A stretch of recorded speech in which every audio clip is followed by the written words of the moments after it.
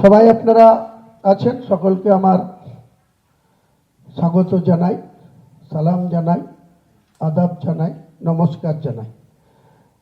আপনারা দেখতে পাচ্ছেন আমাদের গার্জেন বা আমাদের এআইএমএম দলের সর্বোচ্চ নেতৃত্ব ব্যারিস্টার আসাদুল্লাহ ওয়াইসি সাহেব আমাদের আহ্বানে সাড়া দিয়ে, আমাদের ডাকে সাড়া দিয়ে এসছেন। আমি বহুত খুশি, ওনাকে আমার সালাম জানাই, আদাব জানাই আমাকে সঙ্গ দেওয়ার জন্য। অনেক প্রতিকূলতার মধ্যে অনেকেই আটকানোর চেষ্টা করেছিল ওনাকে, যে যাতে আমার সঙ্গে উনি একসঙ্গে জোট করে বা আমাকে সঙ্গ না দেন।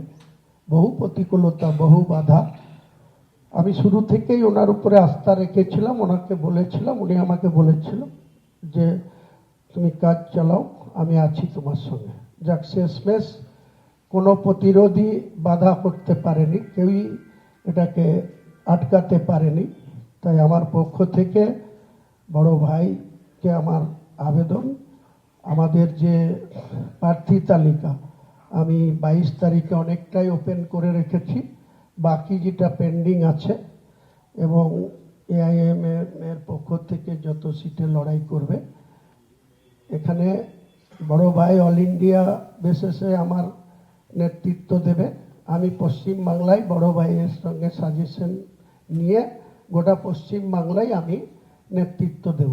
বড় ভাই আমাকে পূর্ণ সমর্থন করবেন, সাপোর্ট দেবেন।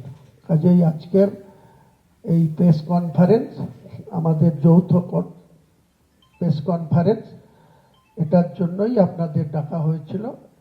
আমার পক্ষ থেকে আমি আরেকবার এআইএমএম এর সর্বোচ্চ নেতৃত্ব সহ স্টেটের ইমরান সোলাঙ্কি এবং অবজারভার অ্যাডভোকেট আদিল হোসেন সহ আমাদের দলের স্টেট লিডাররা আছে, ইউথ প্রেসিডেন্ট সোহেব আহমেদ কবির, আমার জয়েন্ট সেক্রেটারি ইয়াসির হায়দার, সবাইকে এবং আপনাদের যারা সাংবাদিক বন্ধু সকলকেই আমার পক্ষ থেকে 2026-এ যে নির্বাচন, আপনারা সঠিকভাবে সঠিক তথ্য প্রচার করুন।